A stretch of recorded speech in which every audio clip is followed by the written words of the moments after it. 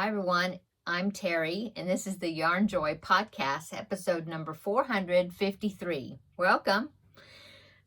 Well, it's been a busy few days for me. I have some finished objects and one works in progress to show you for today. I have my Finish It Friday project, and that's a work in progress technically, but I'll show you that one tomorrow. But for today, I have several finished objects, but they are small items. But yeah, it's just been a busy few days. Let's see, my son and daughter-in-law, my younger son, they just had their 1 year wedding anniversary, and so they went to the beach for a few days, and so I had the grand dog from Tuesday to today. So Tuesday night, Wednesday night, and then most of today. They just come and picked them up just a little bit ago. Them. So it's a grand dog, and then also they have a turtle. And so didn't have to do much with the turtle. Feed him once a day, and that was it. But the dog is a year old. She's a pug. Really super cute.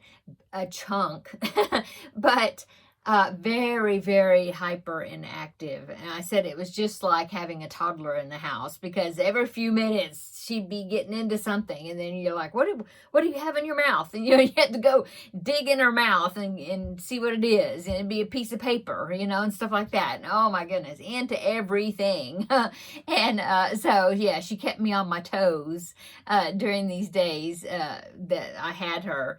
And oh my goodness, he tried to be a good host, but she is way too active for him. And so it was okay. They didn't fight or anything like that. She just wants to play, play and wrestle and that sort of thing. And Teddy did his best. Some of the times I had to kind of separate them, as far as I put Teddy in his kennel so that way he could relax and rest, and not be constantly, let's play.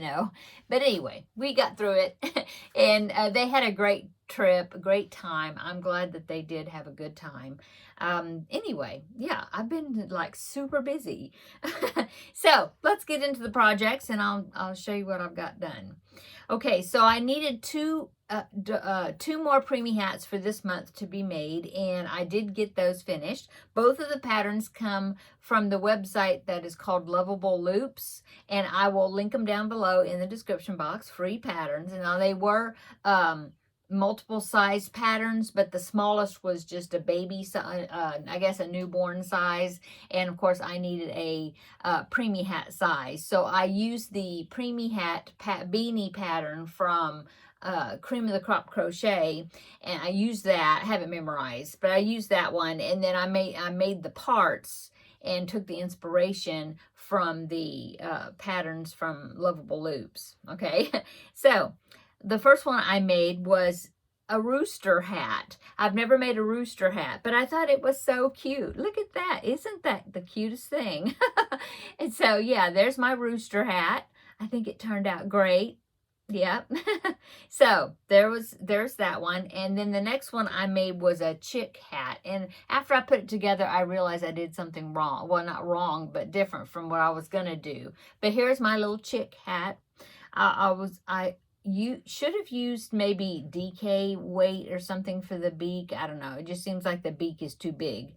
But I was also supposed to do some white circles and then have the black pupil part of the eye, sewed on in the middle of that white larger circle, and then that put on the beanie, and I totally forgot the white part. So anyway, I just did the eyes the same way that I did the rooster hat. And then they were supposed to have a different, it was kind of like you used the same pattern of the that I used for the top of the rooster, but then it ends up coiling up like corkscrew type things, and she had a few of those sewed onto the top, and I just decided I would just do little sprigs like that and call it good. So that's what I did.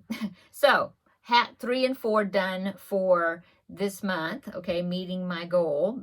today is May the 28th. So, I mean, I made it right to the end of the month making those hats. Okay, so got those done. I also worked on the Christmas cross stitch, and I got finished with day number 6 of the 6 days of Christmas. No, 12 days of Christmas. And so for the month of May, I wanted to do day 6. And so I got that finished. Let me show you that square. So there it is right there, 6 geese a laying, all complete. It looks like I have a big blank spot right there. It's because the holly vine or whatever, right there, it dips down like that, just like that. And so that is part of this square, which is day 10. So I figured, well, when I do day 10, then that will be, you know, completed right there. So yeah, there is day 6 for 6 geese a laying. So there is all of them now, all the birds.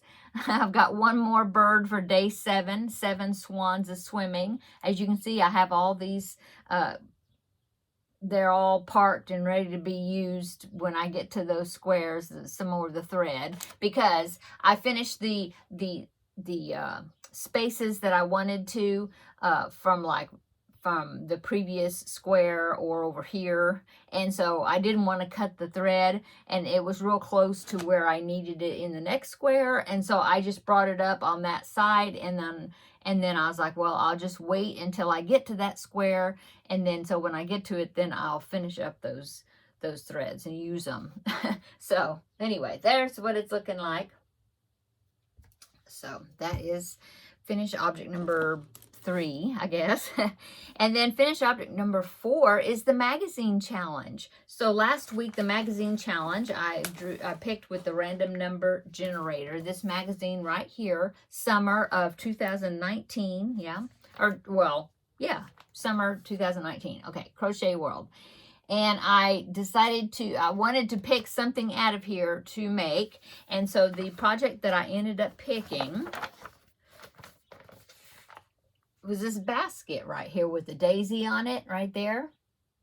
So that's what I made, and it came together really fast. I think I basically did the basket on the first day, and then the next day I did the daisy and stitched it on. But here is my basket. Let me kind of get it in a good shape here. So there's my basket.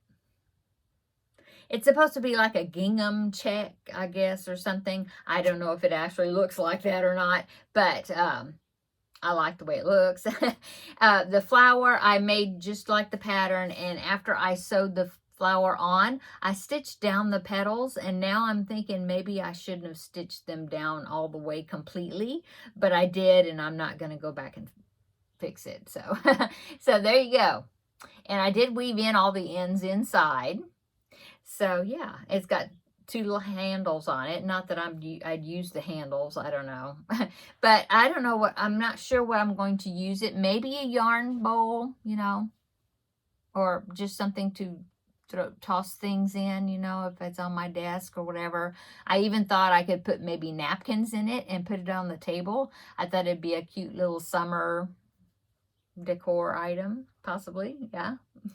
So since I'm finished with this, that means I get to pick a new magazine with the random number generator and see what the next magazine is that I'm going to be working out of. And let's go ahead and do that, because that was all my finished objects. So here is my magazine. Let me get it to the cover here. This is number 6, so I'm going to go ahead and put it in my container here. I'll show you the container in just a minute. Let me put the magazine in there, number 6. Okay, so here, ooh, it's heavy. So here is my magazine holder, and I've numbered all of them. And so, of course, this is just one of 3. If you've been following along, you know that I have a lot of magazines.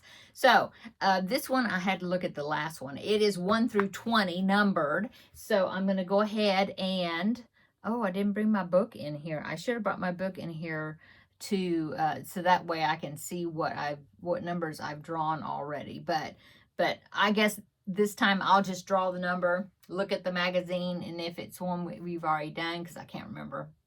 then I'll just pick another one. Okay, so there's my magazines. Let me put it right here. Okay, and then I'm going to get my phone to get the random number generator. And it is for 1 through 20. So I'm using random.org, the website. So yeah, there's my that little square up there is the number generator. So I'm going to hit generate because it's already 1 to 20. Oh, it says number 4. I don't think I've done that one. So let me find number 4. 1, 2, 3, and 4. No, it's a new one. Okay, so this is number 4. It is Crochet World, June of 2021. So there is the magazine right there. Isn't that a cute doily? I love these doilies that are in here. It's just that that was my watch, I mean my phone clicking shut. I just don't have places to put doilies really, but they're so pretty. Okay, so let me check the back here, the index page, see if anything jumps out at me. Oh, there's several doilies this time. Yeah. There's several doilies. There's a table runner. There's a couple of blankets. There's coasters. A lot of summer type projects, I guess you'd say. There's a rug mug. There's a mug rug. Oh, that's cute. Look at that. I guess that's the coasters. It looks like teacups, little teacups. That's cute. There's some pillows. There's a pretty cool wall hanging right there. Yeah, I don't know. Oh, there's a cute little drawstring bag. That one's cute, isn't it? So yeah, so I don't know. I'll have to look at this more. Oh, I like that blanket there. I don't know. We'll have to see. But anyway, my challenge is to make a project out of this magazine. I haven't used it, and I got it in 2021. So, so yeah, June of 2021 is the one I'm going to be working out of this week. I'll pick something and make out of there. Okay, so now let's go on to works in progress. Okay, so I just have one works in progress to show you. It is the cubbyhole challenge. So last week, well actually 2 weeks ago, I drew a new cubbyhole number out of my little containers. And then last week when I made my video, I realized I had totally forgot about it. I forgot about using it at all. And so it's been 2 weeks since I had picked that cubbyhole container. And so I did go ahead and I got a project going with it, and I picked out yarn. It was a container. It's over there. It's a container that's got some leftover mandala cakes, and then there was a few skeins, like almost full skeins of DK weight yarn, but there was several leftover mandala cakes, okay, like pieces of cakes. And so I picked out this one, and it was fuller than this, but this is the one I picked out. Oh, you can't see all the colors, see? So that's what it's getting pretty floppy now because I started working on a project. See, it's attached. And so I did pick out this because I needed 2 colors, one color and then the main color. And so I picked, this was actually in that cubbyhole container also. So that's good. So I'm making a bag and it is called the Summer Slice Drawstring Bag. And it's a free pattern, and the website is called let me find it. blog-clover, I think.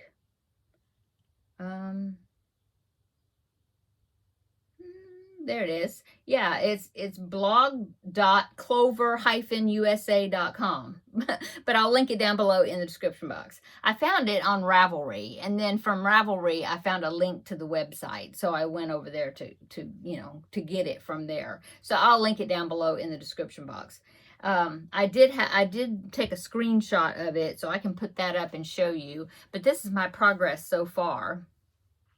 Oh, well, let me see. That is stuff that inside. So see, so yeah, see the bottom, I needed this color, and then when I'm done with the mandala cake, then this is at the top. Okay, so let me go ahead and I'll put the picture in right here. So here is the bag, okay? The Summer Slice Drawstring Bag by Kathy Olivares. And, but the website is that Clover, whatever, USA. But I'll put it down below in the description box. So there is the bag right there. And she actually used, I think she used separate colors. I'm looking at it.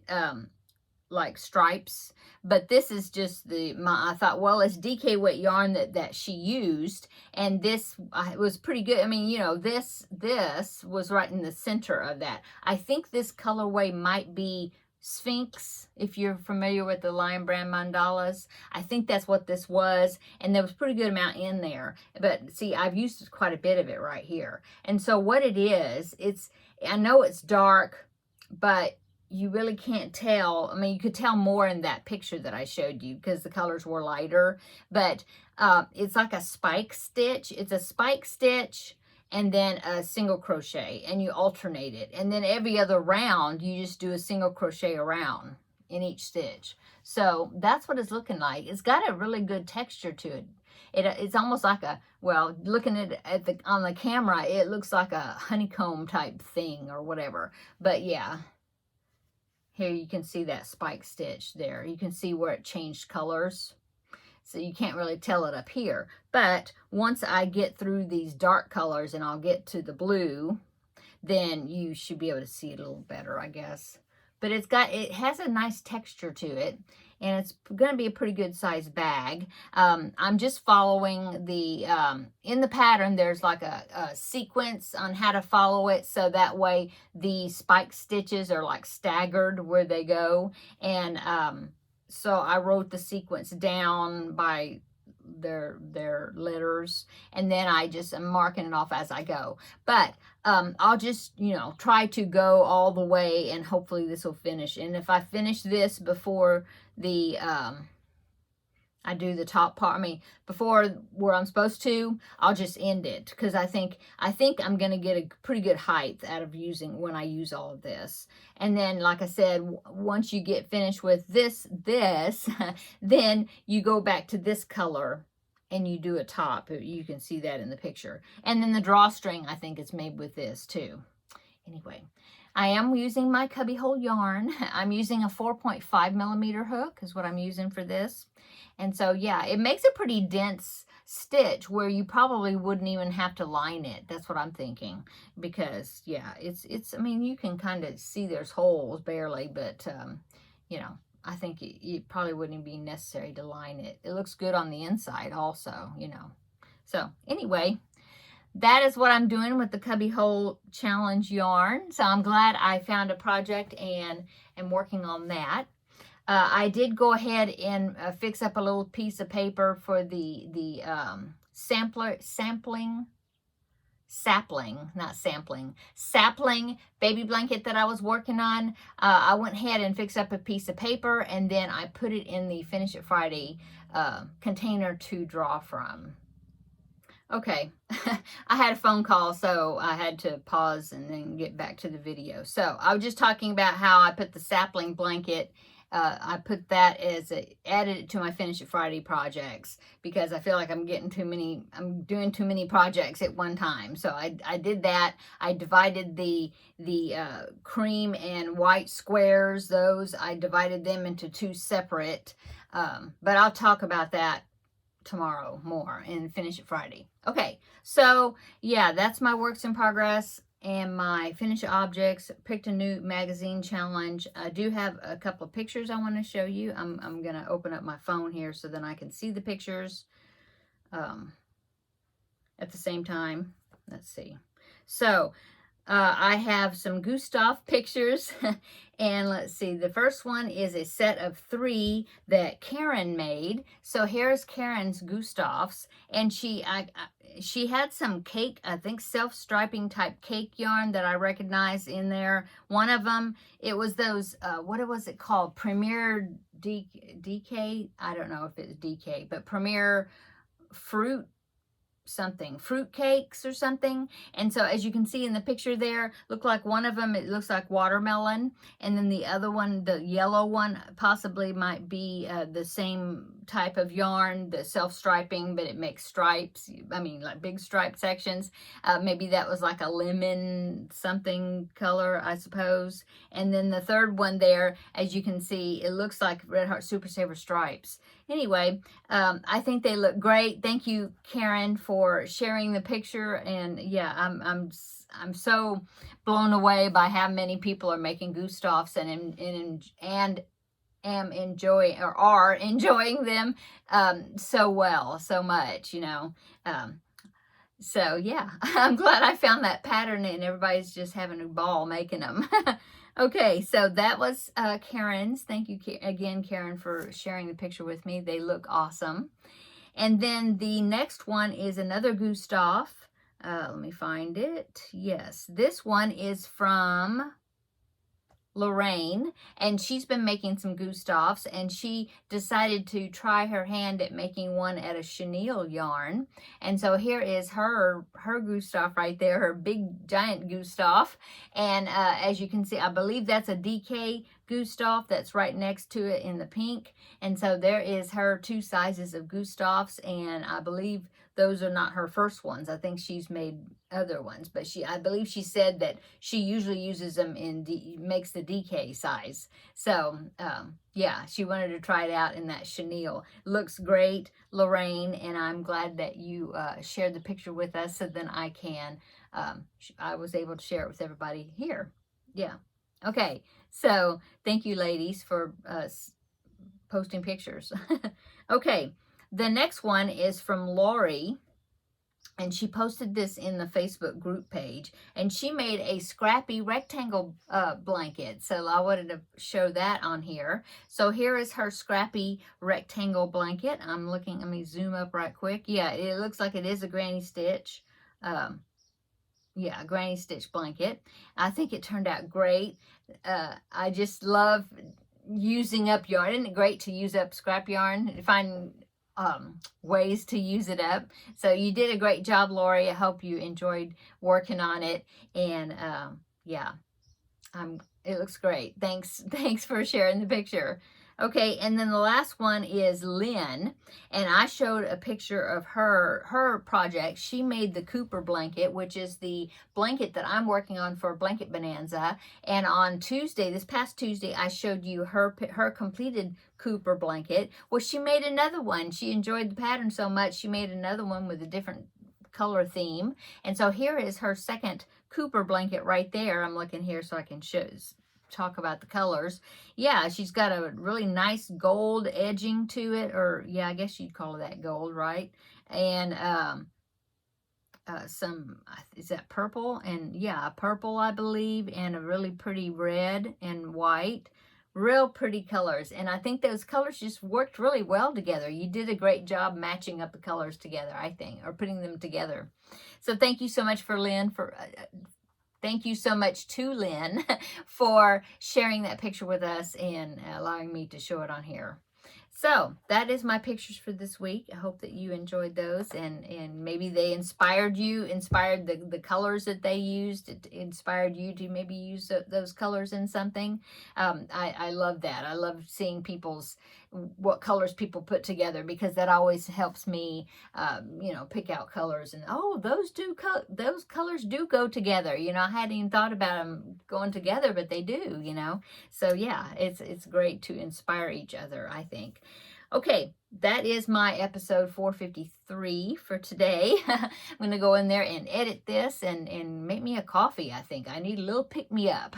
That was a big dog duty. Dog duty? That sounded funny. I mean, I was on duty for dog sitting for a few days. So, yeah, that was a stretch of having 2 dogs together at once. So I need to go make me a coffee and have a pick-me-up, I think, while I'm editing this video. Okay, I'm going to go. Come back tomorrow and we will do Finish It Friday. I've got a lot done on that project, so I'm can't wait to show it to you. So come back tomorrow. We'll have a visit for Finish It Friday, and then I'll send you off for the weekend, okay? Okay, see you tomorrow in the next video. Bye.